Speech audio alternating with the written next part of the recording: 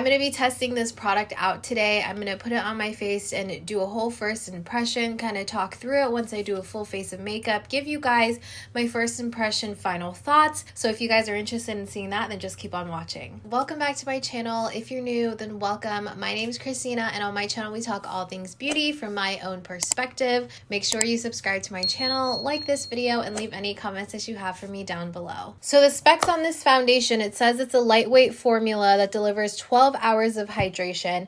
It offers up to 16 hours of comfortable, breathable wear, and it's a tint foundation that minimizes the appearance of pores, dark spots, blemishes, and skin imperfections. It's a blurring formula.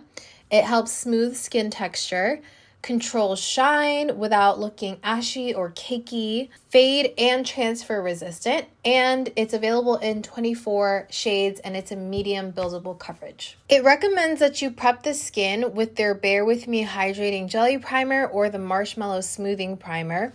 I only have the Marshmallow Smoothing Primer. I don't have the Bare With Me Jelly Primer. I do, however, have the Plump Right Back Primer, so I was thinking maybe I could do one on one side and one on the other and see how they work together with the foundation, you know? Even though this one is the recommended one, I'm assuming this one would do better, but maybe let's experiment a little bit. So I was playing around and swatching the different shades in stores, and I went with number 11 medium neutral. I originally was going towards light neutral, number 9, because when I saw it in stores, I thought maybe that one would be my shade. However, once I blended it out on my face, it was very, very light. This one looked extremely orange, but once it was blended out, it kind of neutralized a bit. I don't really know how to explain it. Like, see, that definitely looks very, very dark. But then as I blended it, it kind of transformed into a lighter shade.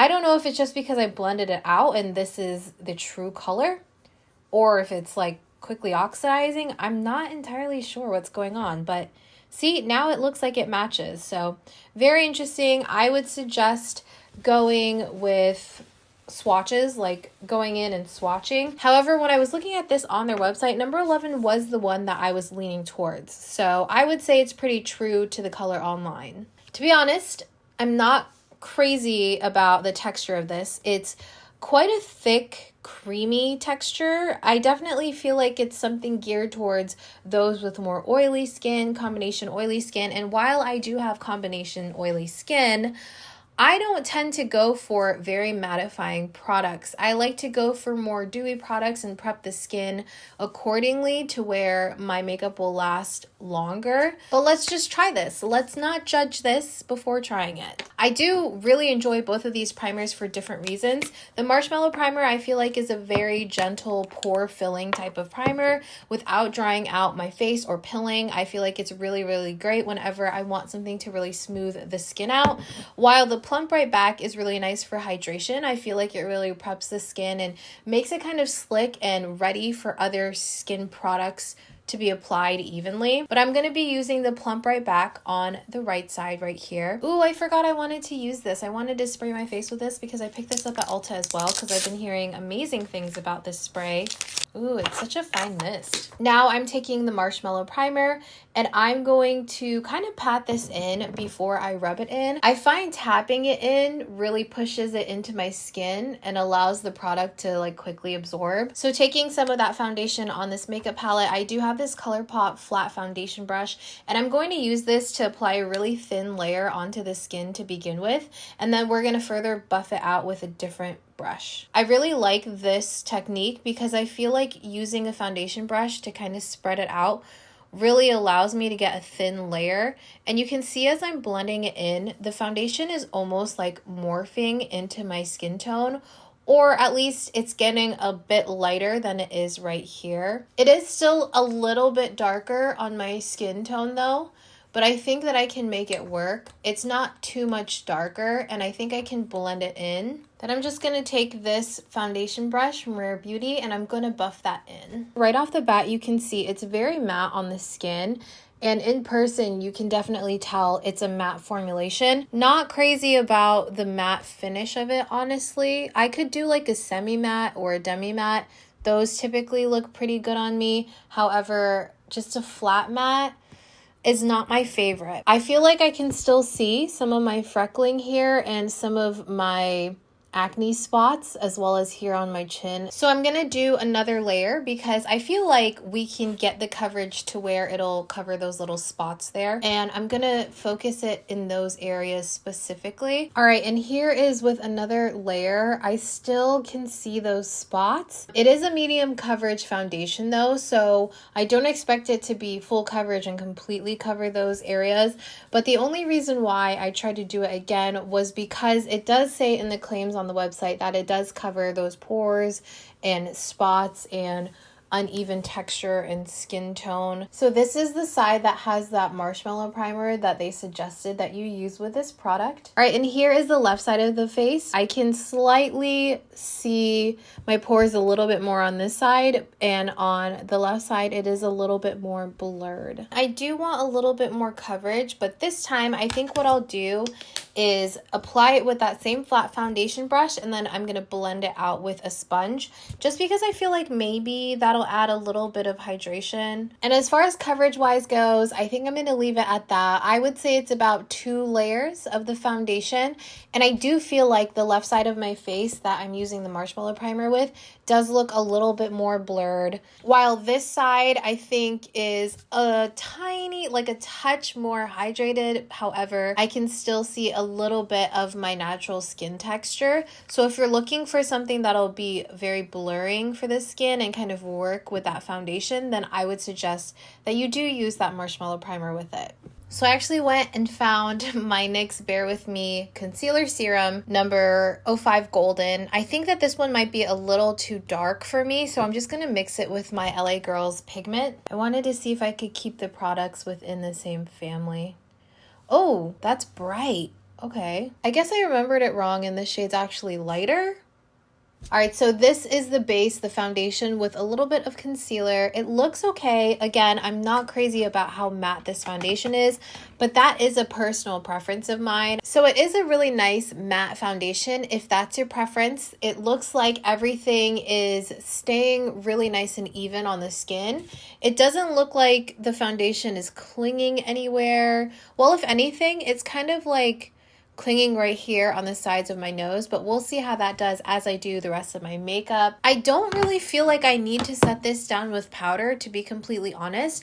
It does feel a little bit tacky, but for the most part, it feels like it's dried down. It almost feels like a powder finish. So I'm gonna go ahead and do the rest of my makeup, and I'll be right back with my final first impressions. This is the full face of makeup right here. What do you guys think? First impression. Let me know what you guys think in the comments down below. Initially, I was not thrilled about the matte finish. Honestly, going into it, I was like, it doesn't seem like the type of foundation for me.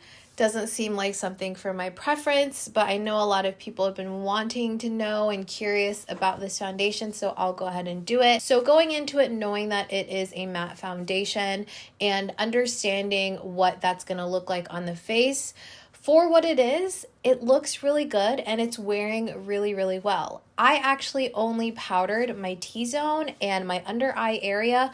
The rest of my face has not been touched, strictly because I felt like powdering the whole face would just make it look too cakey or too dry for my liking.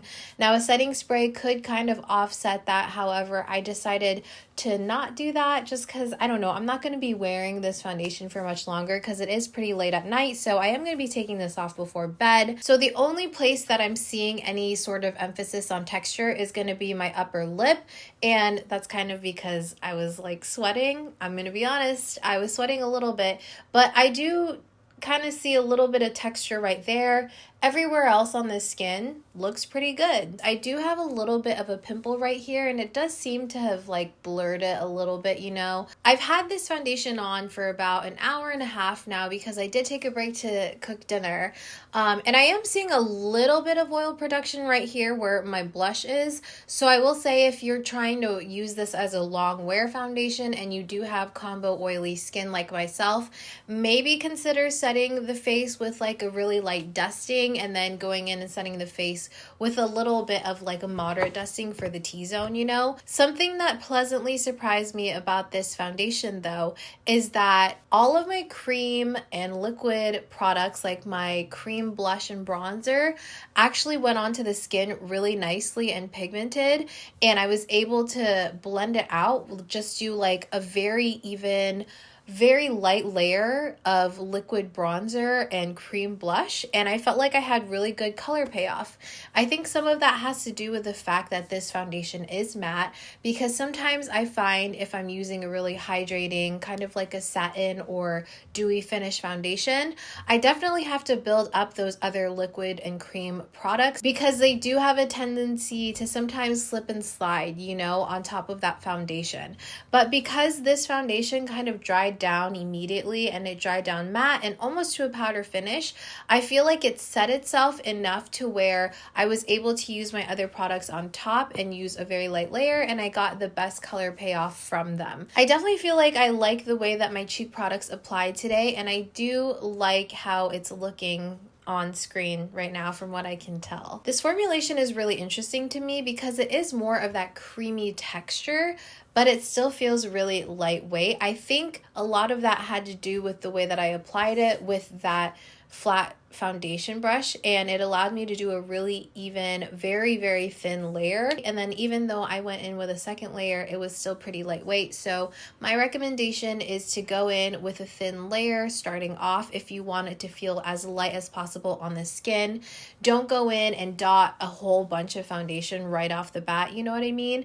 Especially if you have drier skin. I think that if you want to try this foundation out and you have drier skin, prepping the skin is very, very key. Using a very creamy, very hydrating moisturizer, maybe a hydrating primer as well, and then going in with this foundation, I think that you would be set.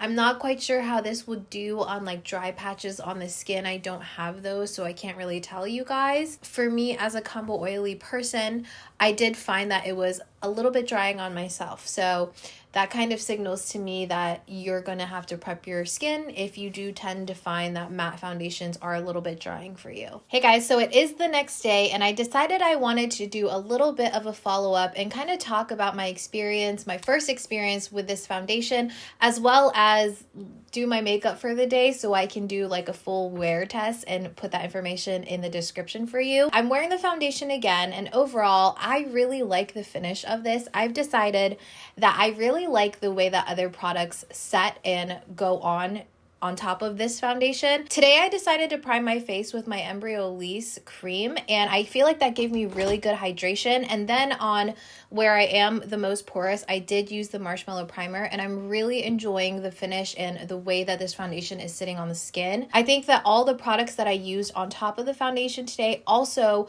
went on really nicely, smoothly, and very pigmented, so I enjoy that about it. It does dry down very quickly, which is a pro and a con because other products go on very well, but also you have to work in sections. Last night after I filmed that video, I did go and eat dinner, and then I ended up falling asleep with my makeup on for a couple of hours. I'm not gonna lie, but I woke up in the middle of the night and I saw that I had a lot of transfer going on my face. I will insert some B-roll for you guys so you can kind of see.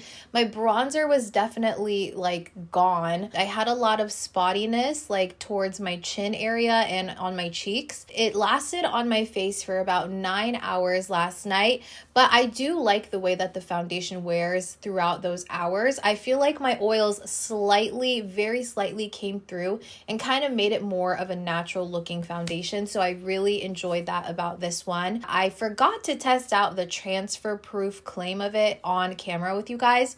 So last night I did like put a towel, like a paper towel to my face, and I kind of pressed around, and I did have a lot of transfer. I had a lot of transfer on the paper towel. It was not, you know, transfer proof in my opinion. It could be because I am of the combination oily skin type. Maybe if you are more dry or normal skin, then it would stay on your face better, but for me, it wasn't transfer proof. But overall, I do really like this foundation. I do like the finish of it, and I also like it even more as it wears.